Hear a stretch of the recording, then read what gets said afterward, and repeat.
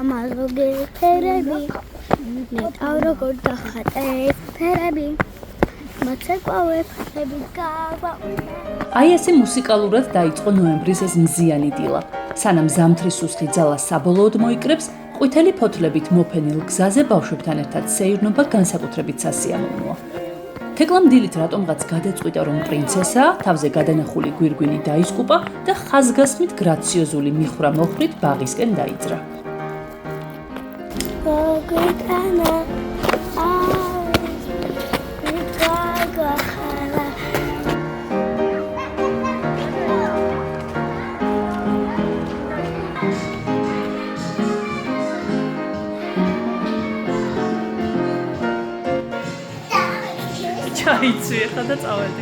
ენერგიის ნაკლებობას არც მაშინ განიცდიან, როცა საღამოს უკვე მთელი დღის დაქანცული ტყუპებს ბაღიდან გამოსაყვანად ვაკითხავ. თავარია ანამ მოასწროს გაკვეთილების სწავლა, თორემ სახლში რომ მივალთ, აუცილებლად შეუშლიან ხელს.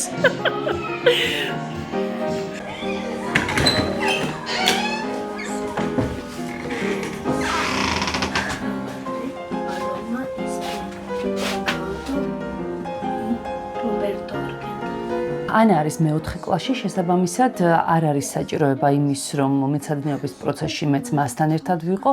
ვცდილობ, რომ იმეცადინოს და ივარჯიშოს დამოუკიდებლად. როდესაც დაასრულებს ხოლმე მეცადინეობას, ან თუ რომელიმე საკითხი მისთვის ბუნდოვანია, ამ შემთხვევაში მოდის ხოლმე და ან მეძახის და დახმარებას მთხოვს.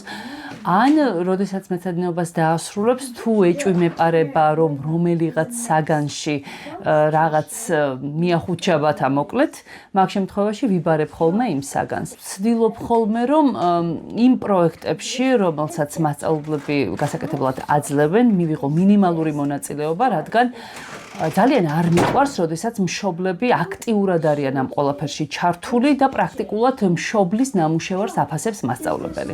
სანამ ანა თავის ოთახში მეცადინეობს, მინდა იმ სახელმძღვანელოებზე მოგიყვეთ, რომლებიც ჩემი ერთი რიგითი მშობლის გამოცდილებით მაღალი ხარისხით ნამდვილად არ გამოირჩევა. მე ჩემ შვილს ვთხოვე რამდენიმე წუთით დაეთმო თავისი სამეცადინო მაგიდა და ძალიან მინდა გაჩვენოთ მისი სახელმძღვანელოები. ეს გახლავთ ხელოვნების სახელმძღვანელო და ეს გახლავთ ბუნება, ბუნების მეტყველება. იდეაში ორივე არის ძალიან საინტერესო საგანი, რომელსაც დაუოკებელი ინტერესით და ცნობის მოყვარეობით უნდა ეწაფებოდეს ბავშვი. მაგრამ ერთი წუთით. მე წაგეკითხავთ რამდენიმე ფრაზას თითოეული მათგანიდან. ვკითხულობ ბუნების მეტყველებას. როდესაც ვამბობთ სიტყვას წყალი, ვგულისხმობთ წყალს თხევად აგრეგატულ მდგომარეობაში. ჩვენ პრაქტიკაში უფრო ხშირად თხევად წყალს ვიყენებთ. 0 გრადუს ცელსიუსის ან უფრო ნაკლები ტემპერატურის პირობებში კი წყალი თხევადი აგრეგატული მდგომარეობიდან მყარ აგრეგატულ მდგომარეობაში გადადის. წარმოიქმნება ყინული. ახლა ხელოვნება. განსხვავებული სიხშირის სიმკვეთრის მიმართულების მქონე შტრიხები იძლევა საგნების მოცულობის, დეტალების მოძრაობის უკეთ გადმოცემის საშუალებას. შესაძლებელია შტრიხების დამუშავება საშრელით ან ხელით. გამოსახულება უფრო ბუნდოვანი და უფრო საინტერესო ხდება. დაშტრიხვის ხასიათი განაპირობებს იმ განწყობილებასაც, რომელიც მნახველს გრაფიკული ნამუშევრის ხილვისას ექმნება. აბა სადეთ და მოყევით. იცით რა შეასაქმე?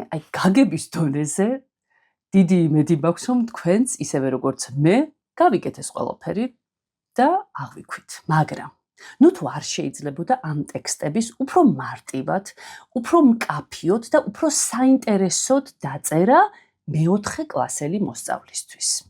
რთული ქვეწყობილი წინადადებები, რაღაც ჩახლართული ფრაზებით აწყობილი რაღაც წინადადებების კონსტრუქციები უნდა შევაჩეჩოთ ბავშვებს და იქედან გამომდინარე, რომ ეს ყველაფერი არის საკმაოდ ბუნდოვანი და უინტერესო, შევაზიზღოთ საბოლოო ჯამში საგანი.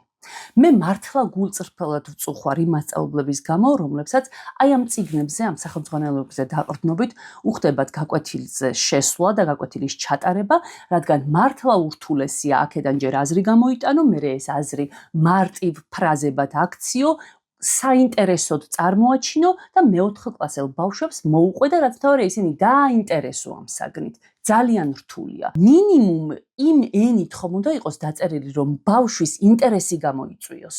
ჩემი შვილის ასაკის ძალიან ბევრ მოზარდთან მქონია ურთიერთობა და მათთვის მიკითხავს რამდენად მოსწონთ ეს საგნები, ეს წიგნები და თითქმის ყველა ერთი და იგივეს პასუხობს, რომ ეს წიგნი მათთვის დიდად საინტერესო არ არის და რომ ეს საგნები მათ არ აინტერესებთ. მაშინ, როდესაც ორივე საგანი არის ძალიან საინტერესო.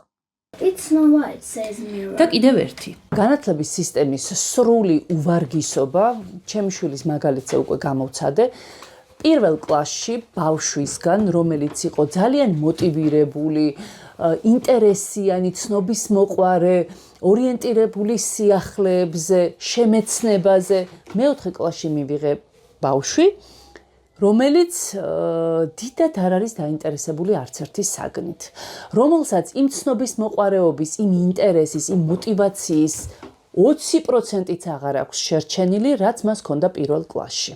და ეს ცალსახად არის სკოლის ბრალი. არანაირად არ ვაპირებ ჩემი შვილების განათლების საკითხებთან დაკავშირებით მთლიანად ვიყოს სკოლის იმედზე. ცხადია არა, თუმცა სკოლამ ის მინიმუმი მაინც ხო უნდა გაუკეთოს ბავშვს, რაც მას კანონით ევალება. და სხვათა შორის ძალიან ცუდ დღეში არიან მასწავლებლები, როგორც ვიცი, რადგან როდესაც ჟურნალისტიკაში ვსაქმიანობდი, ბევრ მასწავლებელს ვთქვამს ჩემთვის, რომ იმდენად ბევრი ქაღალდომანი არის მათ ცხოვრებაში, იმდენად ბევრი დოკუმენტი, იმდენად ბევრი რაღაც შესავსები მუდმივად წერა, რომ ამ ბიუროკრატიული პროცედურებიდან გამომდინარე, მათ პრაქტიკულად დრო არ რჩებათ ბავშვისთვის. შესაბამისად, ბავშვის და მასწავლებლის ურთიერთობა, რაც ყველაზე მნიშვნელოვანია სასკოლო ცხოვრებაში, პრაქტიკულად არის იგნორირებული და ძალიან ფორმალური. რაც შემდეგ სწავლის ხარისხზეც აისახება და ბავშვის მოტივაციაზეც, რა თქმა უნდა.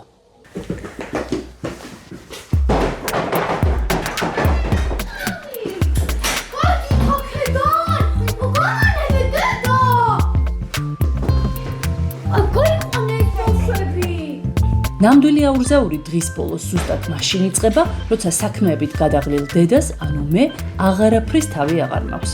და რაც უფრო დაღლილი ვარ, მით უფრო მეტია შანსი, რომ ეს აურზაური წესების გარეშე ბრძოლაში გადაიზარდოს. იმის მიუხედავად, რომ ანას აქვს თავისი სამეცადინო სივრცე, მაინც ვერ ვახერხებთ ბავშვებისგან მის დაცვას. ძალიან ვცდილობ, ვიდრე ისინი მობრძანდებიან ბაღიდან. მანამდე როგორღაც დაასრულოს ეს გაკვეთილების სწავლა, მაგრამ თუ ეს ასე არ მოხდა, შემდეგ უკვე იწყება სახლში ერთი ვაიუშოლებელი. ამათ თამაში უნდათ, ანას მეცადინეობის დასრულება და მე სიმშვიდე. არც ერთი ჩვენგანის მიზანი არ ემთხვევა ერთმანეთს. გზაზე რა უნდა გავაკეთოთ? ხელი ჩავყიდოთ. ვის? დედას. დღე მეორე, რადგან გზაზე გადასვლისას მძღოლები დიდად ანგარიშს არ გვიწევენ, ტუბებს გამუდმებით ამას უმეორებ, რომ ეს ჩვევაში გადაიზარდოს. ბავშვები ბაღში დავტოვე, უნდა გავიქცე. დღეს ძალიან ვჩქარობ. იცით ახლა სად მივდივარ? ქუთაისში. მოკლედ, ჩემ მშობლებს რაღაც პატარა საქმეები აქვთ. და ბიუროკრატიასთან მოუწევთ შეხება, რატომღაც გადაწყდა, რომ ჩემს გარეშე ეგ ამბავი არ გამოვა. ხო და მე დილით მივიყვანე სკოლა-ბაღში ბავშვები და გამოვექანე ქუთაისისკენ. ხო, ჩემი გეგმა ასეთია, 12-ზე უნდა ვიყო ქუთაისში, 12-დან 2-მდე უნდა მოვაგვარო ის საქმე, რისთვისაც მივდივარ, 2-ზე უნდა წამოვიდე თბილისში და 6-ის ნახევარზე უნდა ვიყო უკვე ბაღში. მოკლედ, ფიგარო აქეთ, ფიგარო იქეთ. ჩემი მანქანა რადგან გაფუჭებულია, წამოვიყვანე ჩემი ქმრის მანქანა. და ამ მანქანას აშკარად არ ვეპიტნავები, იმიტომ რომ ბოლომდე რაღაცნაირად არ მემორჩილება. გიჩივლე პატრონთან. იმის მიუხედავად, რომ ყველა წუთი და წამი მკაცრად გაწერილი მაქვს, გვიან შემოდგომაზე იმერეთის გზა ისეთი ლამაზია დროის შეგრძნებას ვკარგავ. ესეც ჩვენი ქუთაისი.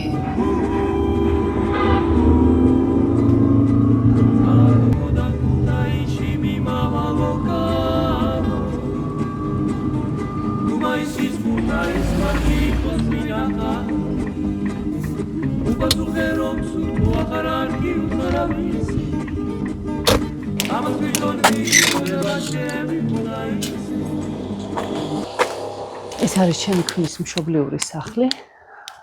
აქ არაფერი საქმე არ მაქვს ახლა პრინციპში, მაგრამ ჩემი ქმრის მოთხოვნაა, რომ ქუთაისში თუ მოვხვდებით, ამ სახლის მონახულების გარეშე უკან დაბრუნება არაფრით არ შეიძლება. ეს სახლი არის ჩემი შვილების უსაყვარლესი ადგილი. თბილისიდან როდესაც ჩამოვდივართ ხოლმე, ეჩხუმში ვიდრე წავალთ, ვიდრე ქუთაისის ხვატი აქ ყოფნის საშუალებას გვაძლევს, აქ იშლება დიდი აუზი და ჩემი შვილები, ჩემი მულის შვილები, მოკლედ მთელი სანათესაო, საახლობლო იკრიბება და არის ერთი ჟრიამული და ვაიუშველებელი.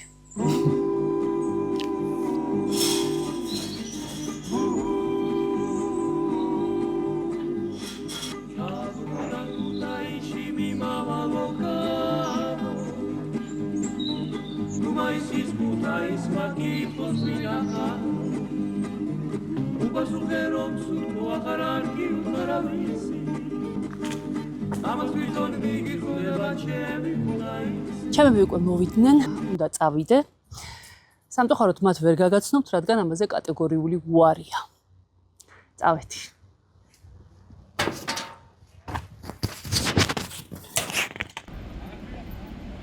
ქუთაისის ბულვარი ცალკე ამბავია. აქ რომ მოვხვდები, რეზო გაბრიაძე მახსენდება, თავისი ქუთაისის პედინსტიტუტში ჩასარიცხი კლდემამოსილი ნიავით და წავიდა მოგონებები.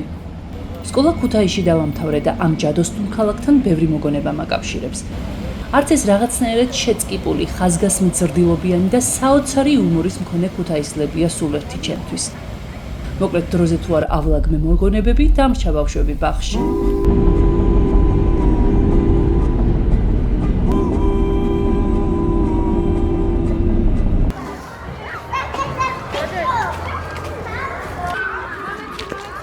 როგორ ხარ? კარგად.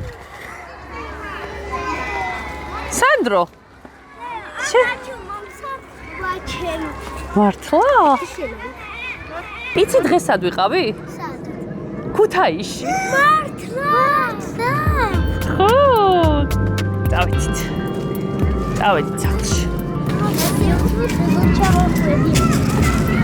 ჩამოვედი. მორჩა, გავიქეცით სახლისკენ. როგორ მაინტერესებს ანამტკუპების დაბრუნებამდე გაკვეთილების სწავლა თუ მოასწრო?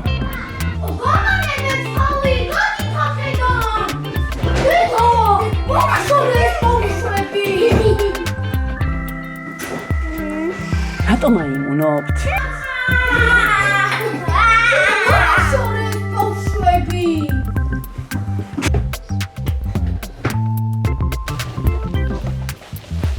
აი ტკიპა, რომელსაც ასე მარტივად ვერ მოიშორებ. თეკლა ჩამოდი ძირს. ჩამოდი ხო თორე გაგიბრაზდები.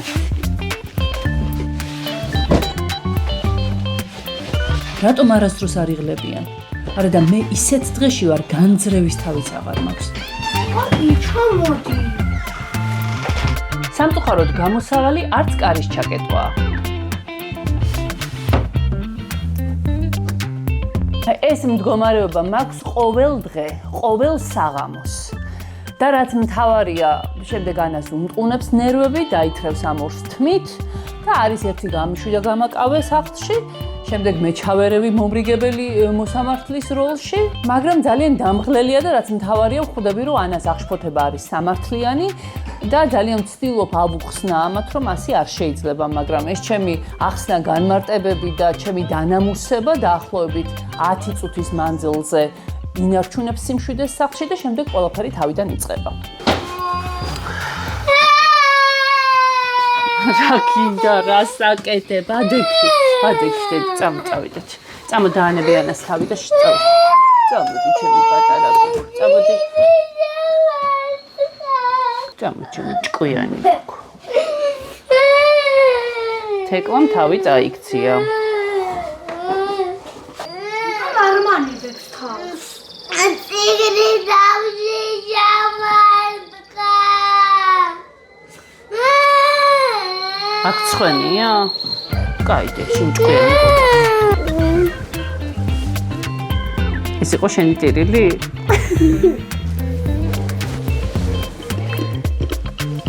ხო ხარ ახლა აფერისტი?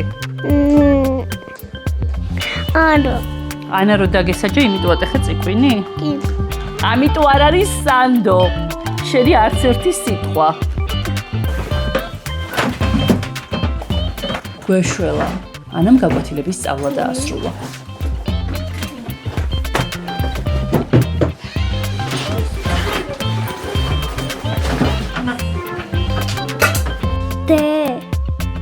დედა კინოში წაყვან ამანები ახლა ბატონზე